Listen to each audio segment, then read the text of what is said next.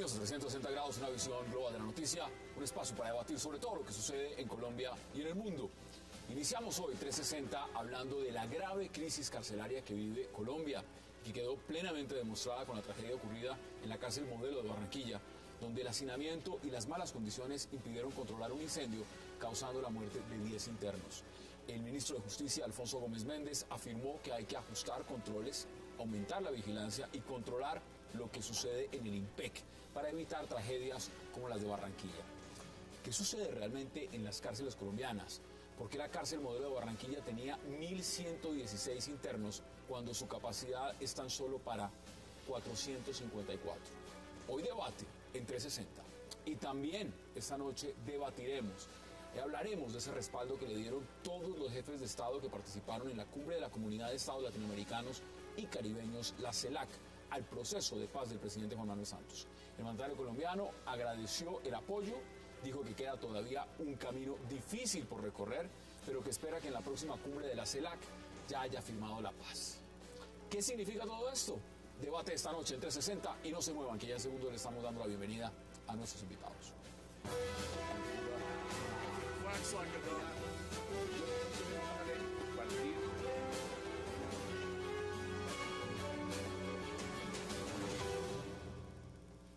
Y qué placer darle la bienvenida a 360 a Ángela Ospina, a Ricardo García Duarte, a Fernando Navas Talero, a Alfredo Rangel y también, por supuesto, a José William Sánchez. Ángela, caballeros, qué placer y gracias por aceptar esta invitación. Muchas gracias por la invitación. Mire, José William, usted pertenece a la Fundación ONG Población Carcelaria de Colombia. Sí. ¿De qué tamaño es la crisis carcelaria en Colombia? Mira, ante todo, pues, un saludo, muchas gracias por la invitación, un saludo especial, las condolencias a nuestra población reclusa, que está pasando un momento muy crítico, sus familias que perdieron muchos de sus hermanos, parientes, hay muchos que están enfermos, otros en cuidados intensivos. La crisis carcelaria aumenta día tras día. Esto no es nuevo, con Hassan la otra vez en uno de los programas, ya lo habíamos mencionado, cuando se presentó lo de México, cuando se presentó lo de Centroamérica, posteriormente lo de Venezuela. Pero la verdad, en Colombia no solamente el actual gobierno, sino todos los gobiernos, como que no hay un sentido de pertenencia frente a esta problemática carcelaria. Cuando usted dice está creciendo, uno normalmente dice, bueno, ¿qué tanto está creciendo y usted me va a corregir? Mire, yo he leído que la población carcelaria ha ido creciendo en un 50% en los últimos 2 años. 2 años. Estas cifras las está dando el gobierno. Ahora, eso es un crecimiento desbordante. ¿A dónde vamos a llegar entonces? Mira, ahí retomando algo muy curioso de estadísticas, a un gran amigo, doctor Gabriel Turbay, que hace parte de la fundación, es uno de los cofundadores, él es matemático puro, nos expresaba que de acuerdo a las estadísticas, Colombia en 30 años, al paso que vamos a tener un 50% de prisión domiciliaria en Colombia. 50%. 50% en 30 años va a estar la mitad de Colombia presa, recluida. ¿Sí? Entonces, el problema no es el hacinamiento, el problema no es las cárceles, sino la política penitenciaria y carcelaria que se viene manejando. El problema no es de orden legal. ¿Qué es lo que está pasando? ¿O qué es lo que ocurre? ¿Y cuál es nuestra propuesta, que siempre lo hemos hecho? Que las cárceles deben ser polos de desarrollo, convertirse en polos de desarrollo. Bueno, eso ya lo debatimos. Vamos a ver la propuesta. Ángela, ¿usted cómo ve lo que está pasando? Pues yo también considero que es un problema muy delicado. Uno de los problemas que se ve a esto es que el enfoque siempre es de carácter penal.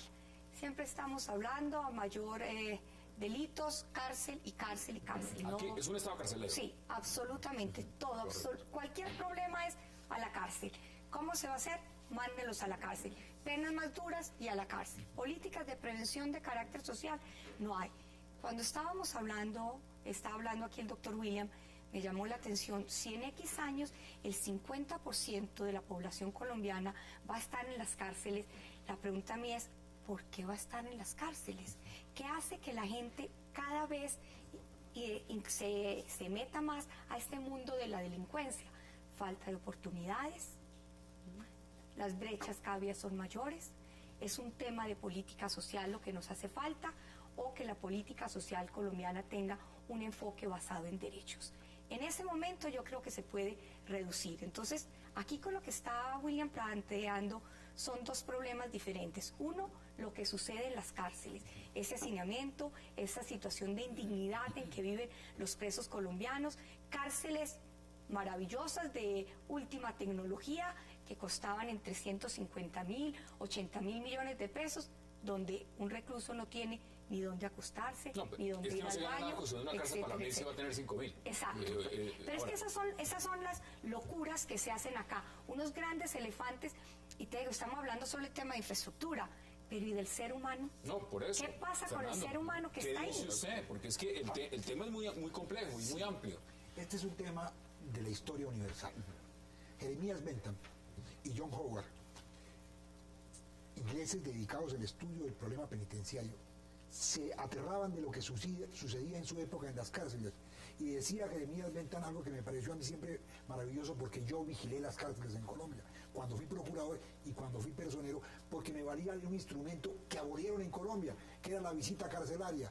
La visita carcelaria obligaba a que los jueces fueran todos los fines de semana a visitar a las cárceles donde tenían presos, y que hubiera un contacto directo entre el juez y el recluso con respecto a los derechos humanos. Y decía Jeremías Bentham, las murallas que hay en las cárceles no se tienen para que no se vuelven los presos, sino para que los de afuera no vean las infamias que se cometen adentro. Lo que está pasando. Lo que está pasando y que ha pasado ancestralmente. Y hay un sociólogo italiano, Massimo Pavorini, que dice que lo que ocurre en las cárceles es el reflejo de lo que ocurre en su sociedad. Pues aquí lo que estamos viendo es la apertura. Lo que está pasando en las cárceles colombianas es lo que está pasando por fuera de las cárceles colombianas. Sí, las cárceles son el reflejo de lo que sucede en la sociedad. En las cárceles hay capitalismo, en las cárceles hay... Aquí hay prisioneros de primer nivel, de estrato 6, estrato 11, de todo. Y hay criminales de lesa humanidad que no quieren ir a la cárcel, porque también eso pasa en este país. Es decir, hay unos que van por robarse un caldo de gallina, y hay unos que cometen crímenes de lesa humanidad y lo primero que dicen es: a mí a la cárcel. Vamos al Congreso. No me mande, por favor, yo voy directo al tema fundamental del problema.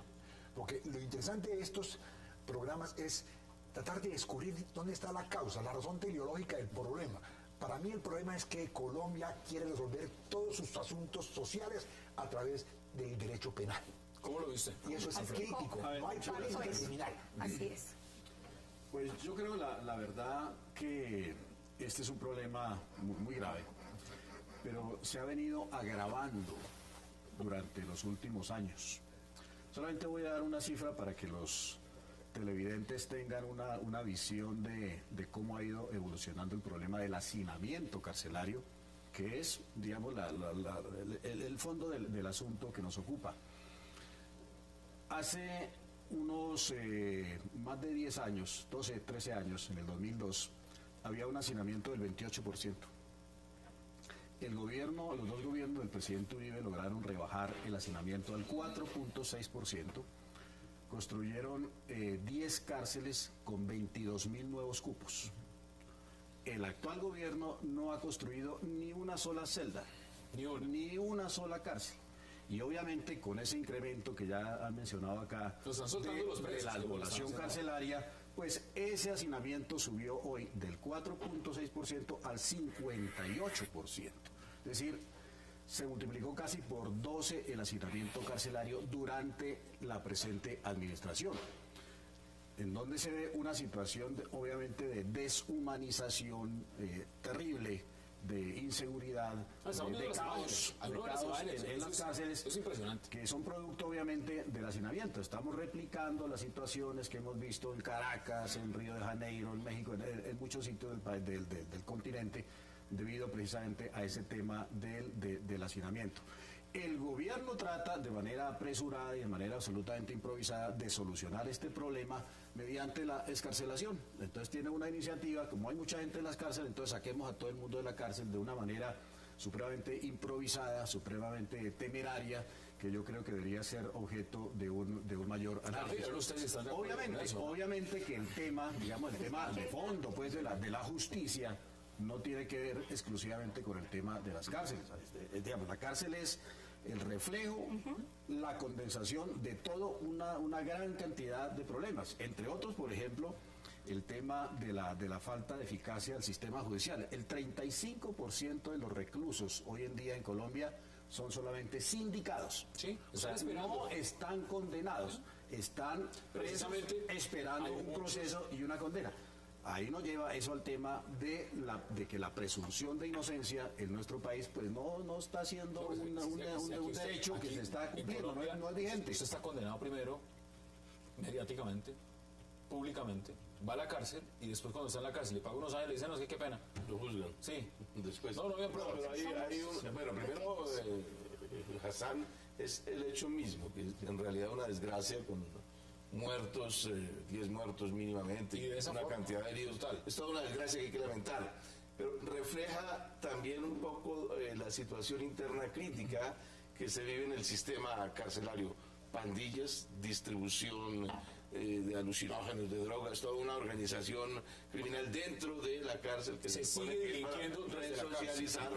Luego, estrategias equivocadas de pronto, según lo narran los medios de comunicación, en el control de eso, incapacidad para diseñar estrategias ágiles que permitan neutralizar una situación de estas. Y luego, como fondo general, el hacinamiento que permite que una situación de esta naturaleza desemboque en una tragedia. De manera que yo creo que hay de por medio, a partir de ese episodio desgraciado, es una situación crítica en la que el sistema carcelario, con sus problemas, ha rebasado la capacidad del Estado, sin duda. Yo quiero rematar lo que usted está diciendo, que me parece muy importante, pero para que lleguemos a unas conclusiones más certeras. Es que lo que las cárceles están demostrando es la falacia, la mentira, el engaño del derecho penal. El derecho penal dice que conduce a la rehabilitación social del delincuente. ¿Qué rehabilitación hay? Es una escuela, son unas escuelas para la delincuencia de la sociedad contra el pobre ciudadano que nunca tuvo quien le diera garantías para que pensaran en un futuro. Pero es que mira, decente. lo que está diciendo Rangel, la gran mayoría, un porcentaje muy alto, no la gran mayoría, pero un porcentaje muy alto, 35%, están ahí sin haber sido condenados. ¿Cuántos son reincidencia? Yo no diría tanto de venganza, pero a mí sí estoy de acuerdo con usted, como dice el doctor Nava. Este es un planteamiento. ¿Y a dónde vamos a seguir? Las palabras que dijo el ministro, yo no sé cuántos ministros han dicho lo mismo. Vamos a ejercer mayor control. Yo creo que no es un tema solo de controles, tiene que irse a algo más profundo. ¿Qué hace que una sociedad usted como menciona al esta? ministro, ya le voy a dar la palabra, veamos qué dijo el ministro Gómez Méndez justamente frente a este tema. El hecho de que todavía en las cárceles haya comercio de estupefacientes es algo que es absolutamente inexplicable. Y también para mirar sobre la forma como actúa o reacciona en estos casos la Guardia Penitenciaria. Analizamos todo el tema del hacinamiento, que tiene, como lo hemos visto muchas veces, múltiples causas, pero entre ellas la ausencia de una política criminal clara. El IMPEC tiene que facilitar todas las investigaciones, primero las investigaciones disciplinarias internas, la investigación de la Procuraduría, la investigación de la Fiscalía. Y lo más interesante es que siempre hablan de ausencia, hay ausencia de todo. Ausencia de investigan, una ausencia y una investigación exhaustiva, y sigue el mismo Hay mucha problema. ausencia. Pero mire, yo algo que concreto, lo que dijo Alfredo Rangel, en el sentido que en el periodo Uribe se construyeron más cárceles que en el actual menos cárceles. Ninguna, ni una sola. Bueno, pero yo no comparto el criterio, es que el criterio quiere de construir más celda y más celda. Dígame, Es necesario, hay hacinamiento, hay que construir cárceles. En el periodo Uribe, dígame, ¿cuántos internos se resocializaron en Colombia a nivel de civiles, militar y policía? ¿Cuántos? Cero resocialización. Pero no, ese dato sí es muy complicado. Yo le puedo dar otros datos. El acceso a la salud, por ejemplo, programas de humanización en las cárceles, de acceso al trabajo, a la educación. Salud en Colombia, en las cárceles, hace rato es precaria. Y en este momento no tienen. O sea, en este momento es más. Si van y miran, no hay contrato con Capricorn. Y otros anteriormente Usted se enfermó hoy en una cárcel colombiana y no tiene quien no tienen ni siquiera una pasta. Doctor, permítame. Y algo pequeño, pero le criticaban al procurador de México que por qué invertían tanto dinero en cárceles y no en escuelas.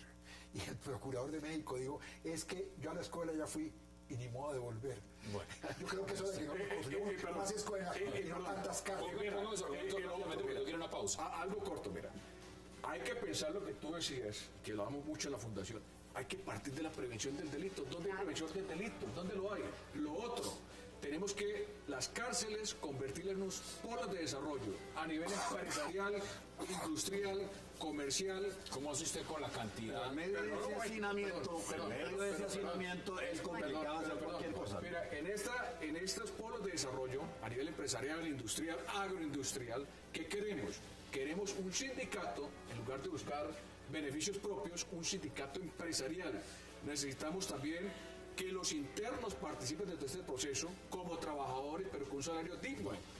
Que coticen a salud, a pensión, que se beneficien sus familias. Porque mira, mientras no salgamos de esta crisis, no tengamos oportunidades en nuestras cárceles civiles, militares y policiales, no estamos en ya me nada. cuenta que ha dicho el ministro frente a lo que ustedes proponen, porque lo que el ministro parece decir, no sé si el señor está Él perdido. se queja de lo que no hace él mismo. Entonces, vamos a la pausa en 360 y ya regresamos.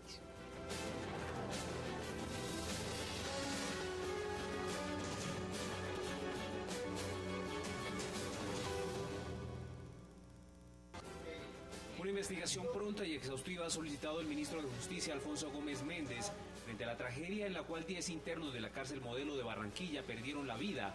El jefe de esta cartera anunció que serán analizados varios aspectos, entre estos si hubo fallas administrativas y la actuación de los guardianes del IMPEC a la hora de atender el amotinamiento.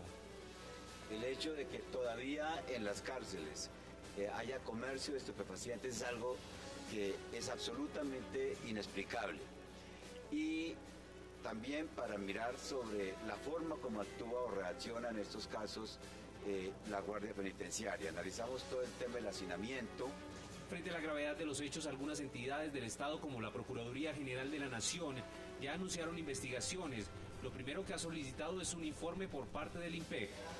El IMPEC tiene que facilitar todas las investigaciones. Primero las investigaciones disciplinarias internas, la investigación de la Procuraduría, la investigación de la Fiscalía.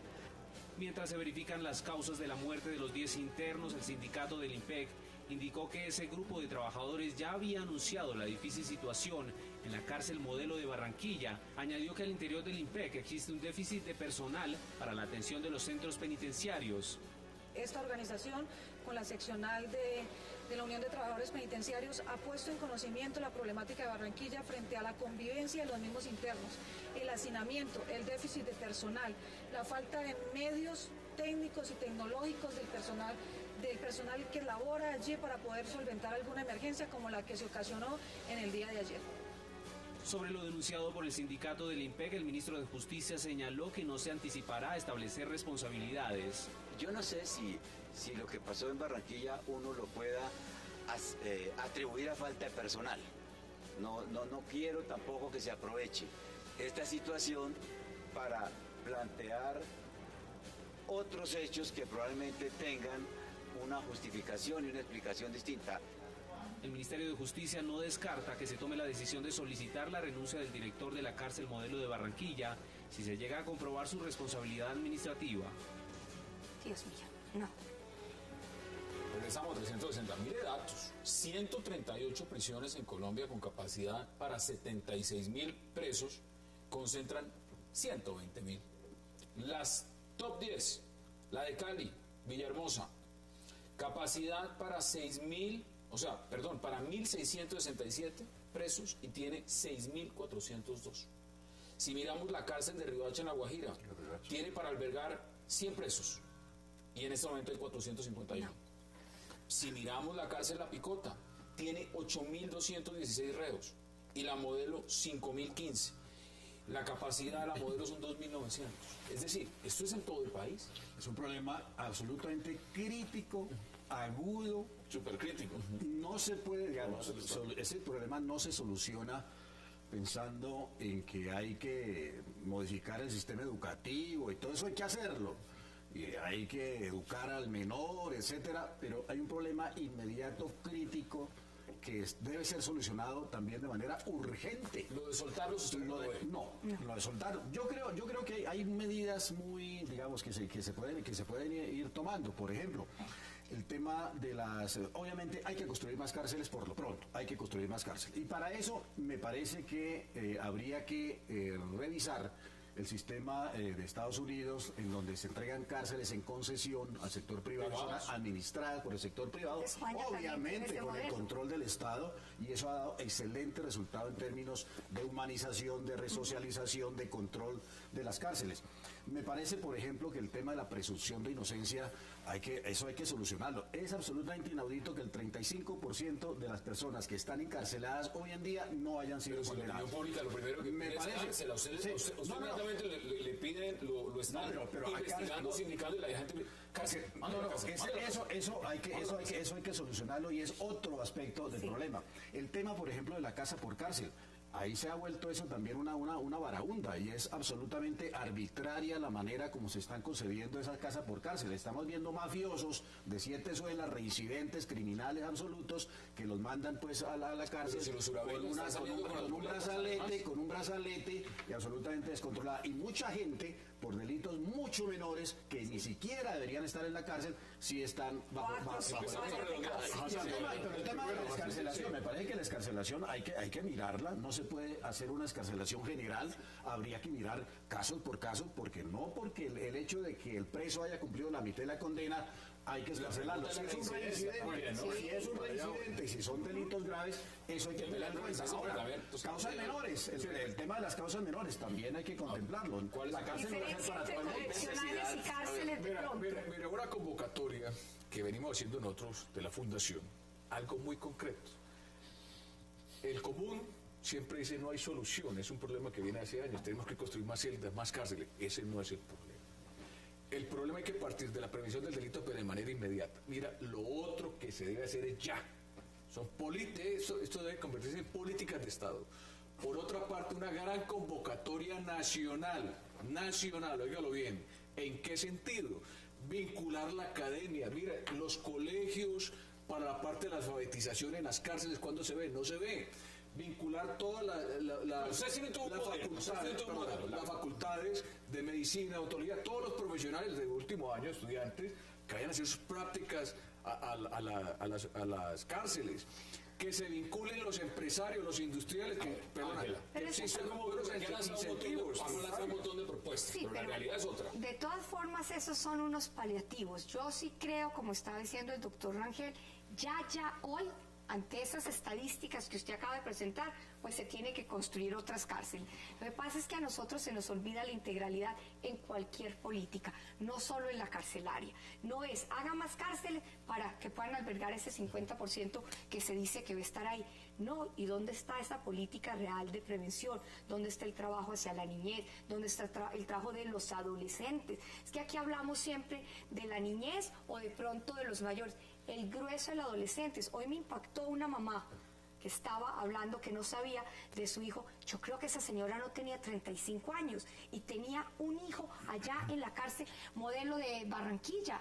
¿Qué es lo que hay detrás de esa sociedad que hace que en este momento las cárceles de nosotros estén hacinadas? Ese es el tema fuerte a trabajar. ¿Cómo lo solucionamos? Porque es hay muy fácil buscar necesidad de un esfuerzo urgente, inmediato, que incluya en materia de políticas públicas, como mínimo, una política en torno de los delitos menores, que no exigen necesariamente ir a la cárcel. Eso es una medida importantísima, pero hace parte de la justicia. En materia de justicia también solucionar el problema de la congestión en los tiempos de la justicia. El hecho de que se demoren muchísimo tiempo cuando hay detenidos. Tiene que ser muy ágil y requiere toda una reforma de la justicia en materia de descongestión. Pero recuerden que la reforma no la quedaron debiendo. Inmediatamente, en tercer lugar, un esfuerzo enorme en materia de construcción nuevas de cárceles con un régimen interno decisivo de resocialización.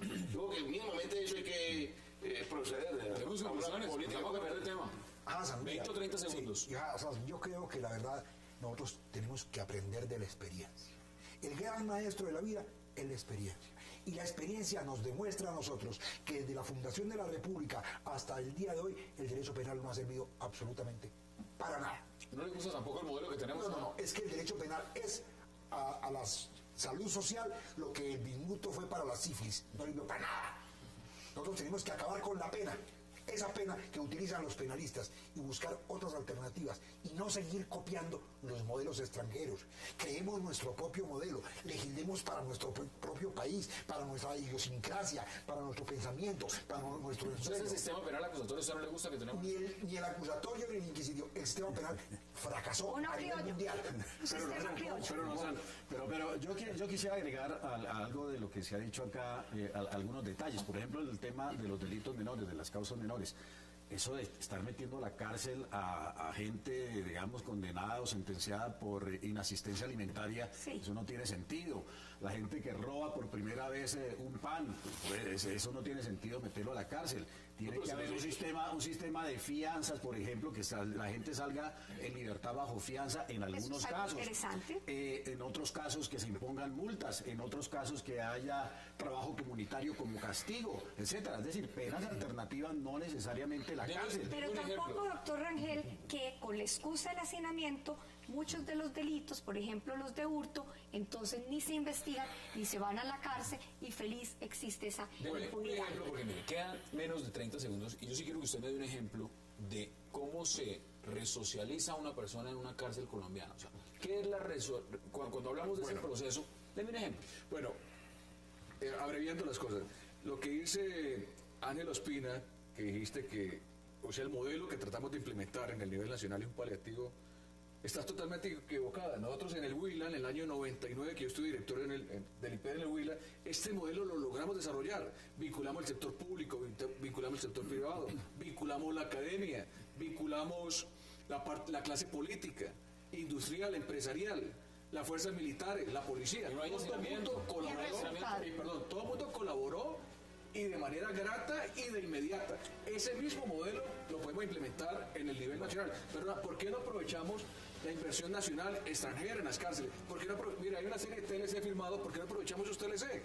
¿Sí? O sea, no se trata de simplemente de entrar a reprimir y reprimir. Un último elemento que aquí extrañamente no se ha tocado es el tema de la Guardia Penitenciaria. Hay 22 sindicatos en el IPEC. Eso hace absolutamente inmanejable, incontrolable la situación.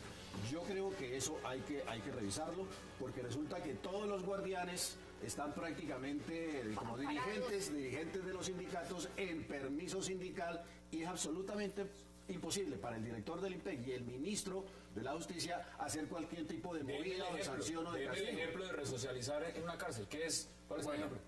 Hay que resocializar al IMPEC primero. 15 segundos. Terminando, lo que dice Rangel en el sentido de los sindicatos. ¿No son 22 ministros de sindicatos? No son 22, sino 48. Una de las salidas que tenemos a los sindicatos que buscan el favoritismo de orden personal es que los sindicatos se conviertan en empresarios. ¿Sí? Como el modelo, usted lo que está proponiendo es una reforma antioqueño. Totalmente, pero a ver, la realidad es otra, vuelvo a decir, la realidad en la práctica es otra. Ahora, ¿cuál es ese ejemplo? ¿Cómo resocializan? Bueno, ¿usted va a abrir un baño y resocializarse en una cárcel de Colombia? Mire, en este momento, lamentablemente, lo que comentaba fuera de cámaras, ¿qué le llaman resocializar? Los señores o señoras que están haciendo el aseo, los señores o señoras que están haciendo los mandados internamente en la cárcel, los señores o señoras que están lavando baños. Esa es la resocialización que está viviendo en Colombia. Sí, no tenemos resocialización, por eso nuestro objetivo es que este modelo se desarrolle con inversión nacional, con inversión extranjera. Bueno, es un gana-gana. Usted ya puso las posiciones, ahí le queda a la audiencia más o menos lo que están proponiendo ustedes. Vamos a cambiar de tema. José William Sánchez, gracias por aceptar la invitación. Muchas gracias, muy formal. Vamos a la pausa porque regreso, vamos a hablar de la CELAC. Ya regresamos entonces. Muy bien, gracias.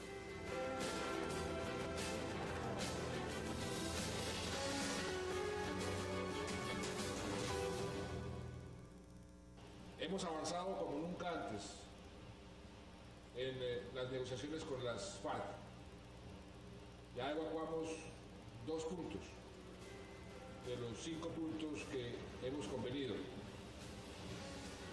Queda todavía un camino difícil por recorrer, pero si ustedes me preguntan hoy si soy más optimista de lo que era hace un año cuando hablamos sobre este tema en la última cumbre de CELAC, yo diría que sí, soy más optimista. ¿Por qué? Porque veo que hay voluntad de ambas partes. Por mi parte, la voluntad es total, porque no hay valor más importante, el valor supremo de cualquier sociedad, como la paz.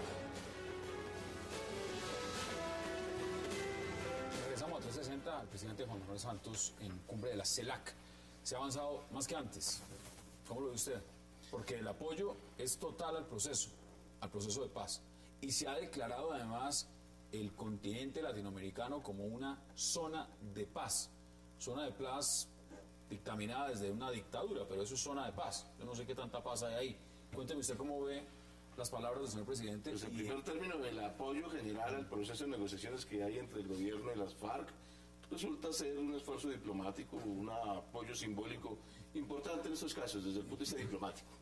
O sea, desde el punto de vista diplomático siempre hay la posibilidad de aislarse o de recibir y rodearse de apoyos. Ahí se rueda de apoyos, masivo, es además, importante. masivo.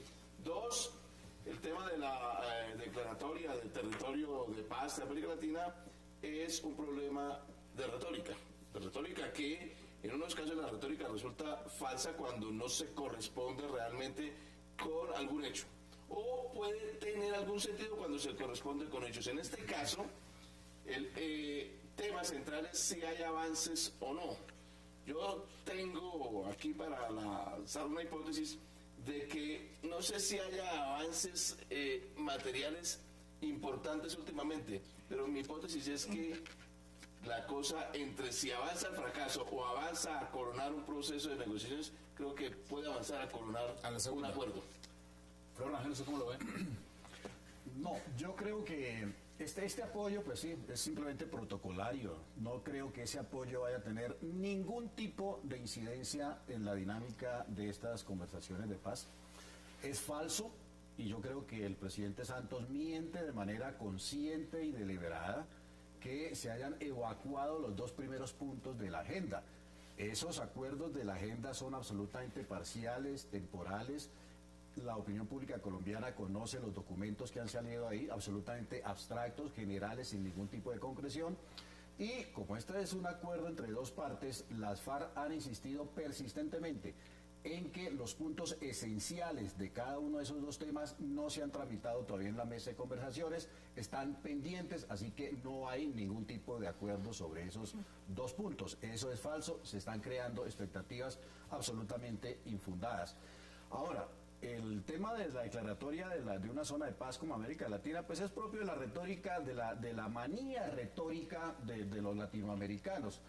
Hay que señalar que América Latina es la región del mundo con más alta tasa de homicidio, multiplicando por muchas veces la tasa promedio a nivel internacional. Entonces, hablar de una zona de paz cuando tenemos los 5 países con mayores tasas de homicidio del mundo, no deja de ser una retórica vergonzosa y un poco amarga. ¿Cómo lo vive usted, Fernando? A ver, Hassan, yo quiero decir lo siguiente. Nosotros incurrimos necesariamente, no puede ser de otra manera, en un pecado grande. Y es que el pueblo que no conoce su historia es un pueblo que está condenado a repetirla. Y además a la retórica que políticamente se suele utilizar para darle fuerza a argumentos falaces. Cuando a las FARC las han condenado en las comunidades internacionales como organismos guerrilleros y no cuerpos subversivos, todo el mundo ha aplaudido esa censura a las FARC. Cuando la CELAC, que además tiene su origen histórico en el Congreso Anfitriónico que Bolívar propuso en la Carta Jamaica en 1815 y que no hemos podido nunca consolidar, porque no nos interesa consolidar, porque están interesados los imperialismos en dividir estas naciones.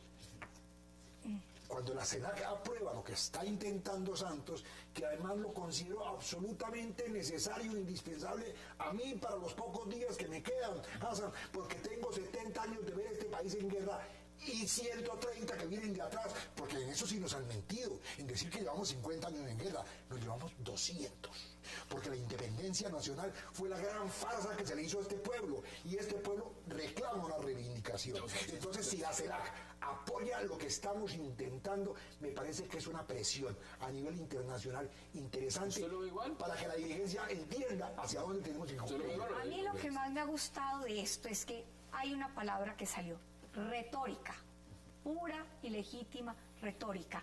Lo que se está hablando, ¿qué más quiere que se diga en la CELAC? Que utilizan un lenguaje políticamente correcto. ¿Qué otro tipo de lenguaje? Y el presidente simplemente dice, estamos optimistas y estamos avanzando. Además ha dicho que en la próxima cumbre aspira a seguir optimista y avanzando. No, que ya se haya firmado. En la próxima cumbre de la CELAC, que ya se haya firmado. Pues hay otros que están pidiendo, ojalá que en la próxima cumbre de la CELAC ya no haya dictadura en Cuba, ¿no? Pero pueden pasar un montón de cosas. Y lo seguirán pidiendo porque en todas estas cumbres se habla políticamente correcto y de ahí no pasa absolutamente nada. Lo importante para lo que nos están escuchando es, esto es una retórica. Llegue usted a que se firme un acuerdo. ¿Qué es un acuerdo? ¿Qué es un acuerdo? ¿Ese acuerdo nos va a traer la paz? No, estamos parecidos al otro segmento. Muchas cosas, venga acá, pero los temas esenciales, la paz en Colombia solo se construye de manera colectiva.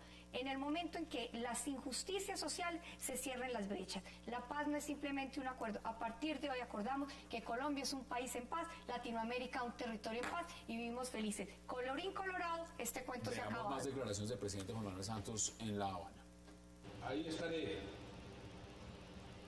intentando por todos los medios de lograr ese objetivo de terminar un conflicto que ha desangrado a mi país y ha afectado a toda la región durante más de 50 años. El apoyo de ustedes ha sido muy importante y sé que seguirán apoyando, así lo han manifestado, y soy optimista de que si seguimos como vamos, ojalá en la próxima cumbre en Costa Rica podamos decir que el conflicto armado en Colombia ha terminado. Es un foro muy interesante. Cuando uno ve a Raúl Castro hablando de política económica, es interesante. O digamos, ver a Raúl Castro hablando de libertades y de democracia, pues es interesante.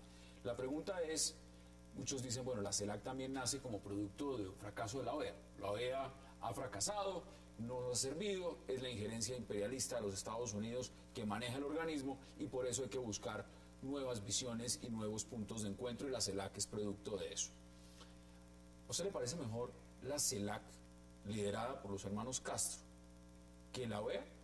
Mire, con una carta interamericana. De la OEA, salvo todo lo que tiene que ver con Corte Interamericana y Comisión Interamericana, salvo eso, la OEA ha representado un fracaso, digamos. Ahora, a los fracasos como las estrellas que se acaban siguen enviando luz. Por inercia siguen actuando, pero realmente que sea eficaz en la ampliación de la democracia, en la ampliación de los derechos humanos, en la solución de conflictos, etcétera, en despertar y consolidar una cierta solidaridad de todos los países. No. Aquí tenemos un alcalde que está viendo la hora, ¿no? Los cambios que hay en América Latina han dado como resultado la multiplicación de escenarios en los que se encuentran los países latinoamericanos o los países en el conjunto de América, del hemisferio occidental. El tema todavía está incierto si van a resultar completamente eficaces o no. Están experimentando distintos escenarios debido al fracaso, pero incluida la propia OEA, ¿no? Que se mantiene. Es la primera vez pero que se mantiene burocráticamente, porque es una maravilla. Eso sí, viene un cargo acá, todo lo que le cuesta eso, y de ahí que yo vuelvo y digo, son espacios importantes para charlar, más o menos como estamos conversando acá, pero de ahí a que se pueda ejercer algo real y transformador, creo que falta mucho. La transformación nace de nosotros mismos, no únicamente de estas charlas políticas necesarias, pero ¿usted sabe cuántas tenemos solo en el continente? Mire, OEA, Cumbre de las Américas, UNASUR, CELAC, ALBA, y ahí me puedo quedar dándole cátedra de todas las que hay. ¿Para qué sirven estas cumbres? Porque cuando uno escucha al señor que patentó la libreta de razonamiento dando cátedra económica en la CELAC, uno se pregunta, ¿y este señor hay que escucharlo hablando de economía?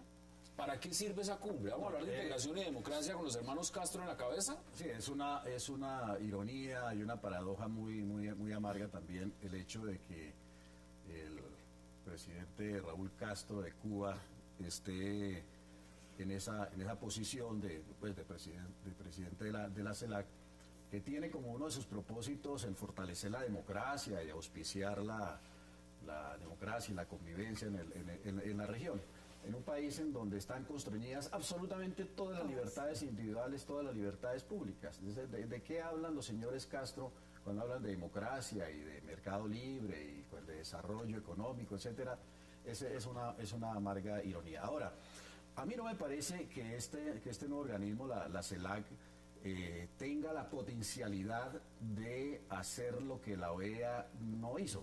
Hay que reconocer que la OEA, a pesar de que no ha sido como el medio, la institución más efectiva para resolver ciertos conflictos en la región, sin embargo ha propiciado sí el fortalecimiento de la democracia, el tema de los derechos humanos. Me parece que eso hay que reivindicarlo, y la CELAC surge casi que como un capricho pues para sacar a Estados Unidos de las reuniones pues de los países latinoamericanos. Yo no le veo potencialidades ni posibilidades de que estos UNASURES y los países del ALBA y de la CELAC vayan a hacer eficientemente lo que no ha hecho la OEA. Vamos a la pausa y ya me contestan ustedes si piensan lo mismo o no, porque hay varios temas sobre la OEA y sobre la CELAC y las demás organizaciones y cumbres de si están funcionando o no en el continente. Vamos a la pausa en 360 y ya regresamos.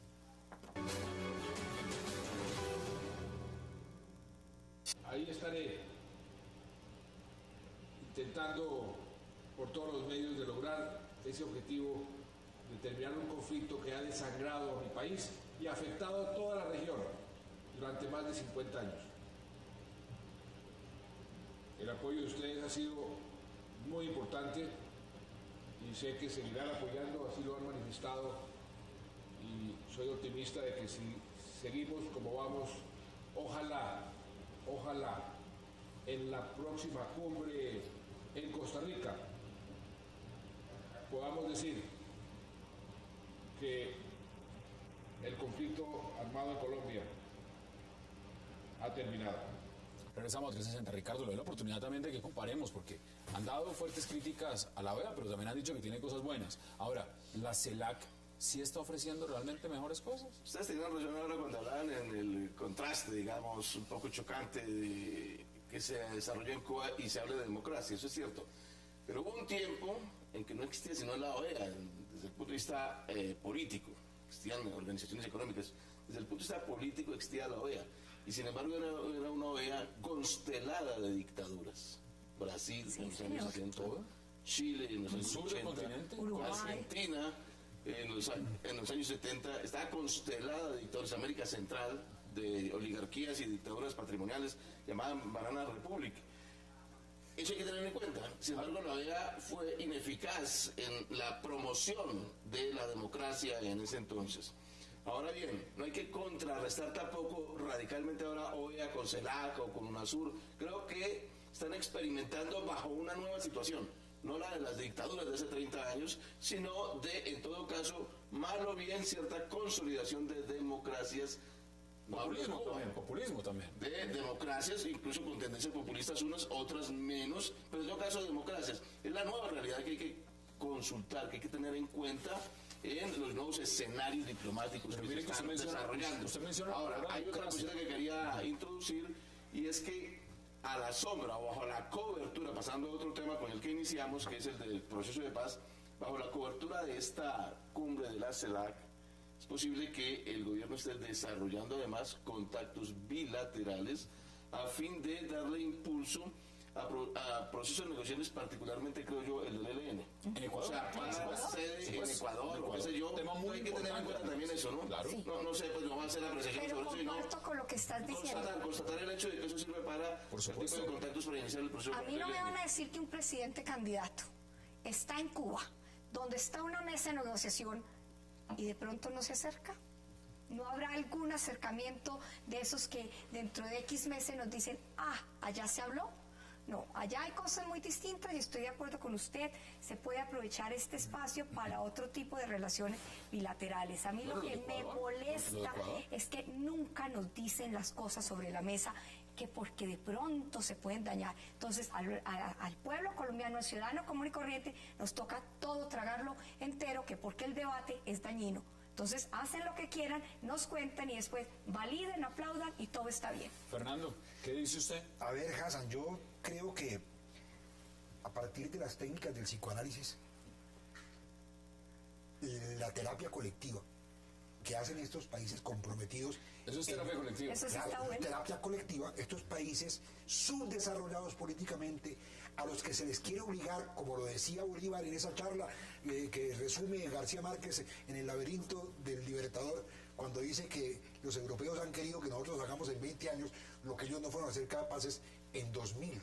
Dejemos que esa terapia de grupo cree un concepto, una presión que obligue a estos pueblos a que finalmente la propuesta del Estado se cumpla, porque yo no conozco nada más mentiroso que la propuesta del origen del Estado. Lo que pasa es que nosotros lamentablemente caemos en el pecado, vuelvo y repito, de no analizar la historia. Mire lo que usted está diciendo algo similar. Mira, Daniel Ortega, ¿sabe qué está diciendo? Dice que esta es la oportunidad y el punto fundamental de la CELAC es buscar independizarse. ¿Independizarse? ¿De quién? ¿De qué? ¿De quién? Cuéntenmelo ustedes. ¿De quién se van a independizar? Yo no sé. Yo creo que ese es un discurso ya muy anacrónico, demasiado vetusto. Acaban de reformar la Constitución en Nicaragua para que el señor se quede indefinidamente en la presidencia. Y entonces no se pueden independizar de él. Mira, no se me parece.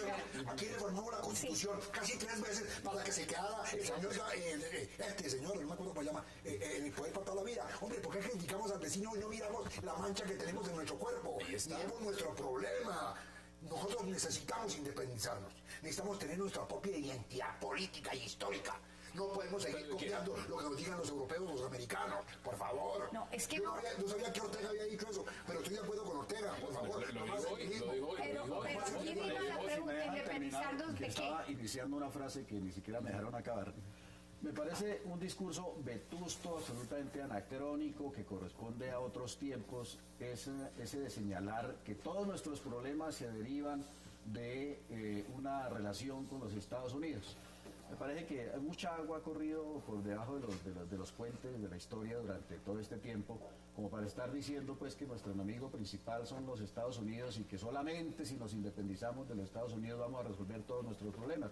Me parece que en un mundo globalizado, pues donde hay tantas posibilidades de establecer tantas y múltiples relaciones entre todos los países, creer pues que el problema central son los Estados Unidos, eso no corresponde a la realidad. Hoy Brasil está negociando bilateralmente mucho más con China que con los Estados Unidos, por ejemplo. Chile está negociando con todo el mundo. Y Chile está negociando con todo el mundo. Tiene el doble, el triple de tratado que tiene comercio que nosotros. 30 segundos para sus conclusiones.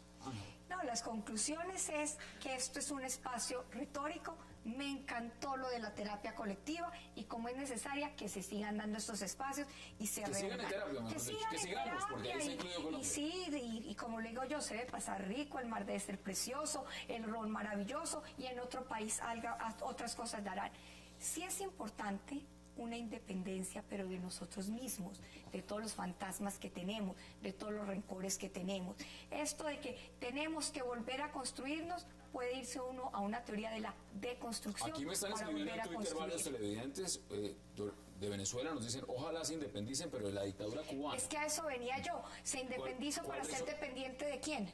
¿Cuáles son sus conclusiones en 30 segundos? En materia de relaciones internacionales, las relaciones entre América Latina y Estados Unidos son complejas. No solamente es de desequilibrios, pues, entre una gran potencia y unos países más débiles, sino incluso, paradójicamente, de falta de atención de Estados Unidos, de cierto abandono, no tanto de opresión, sino de cierto abandono frente a los países de América Latina.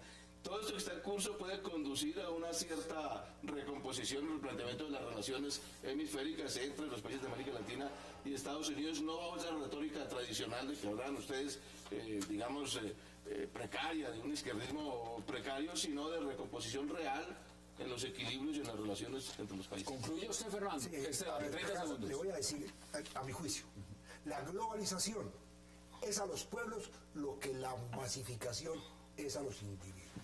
Cuando nos globalizamos, nos despersonalizamos. Cuando nos masificamos, perdemos la identidad. Y eso le está pasando a estos pueblos del tercer mundo. Si no adquieren su propia autenticidad, su propia comprensión de su historia, de su proyección al futuro, estamos perdidos. Ahí están las posiciones. Fernando Navas Salero, un verdadero placer. Ricardo García Duarte, como siempre. Gracias. Ángel Ospina, que no sea la última vez. Muchas gracias. Y Alfredo Rangel, gracias por acompañarnos. Gracias. A ustedes, gracias por acompañarnos. De nuevo la cita mañana a la misma hora, 8 p.m., para seguir debatiendo toda la agenda política de Colombia y del mundo. Y recuerden, repetición de este programa, 11:30 de la noche. Gracias por acompañarnos.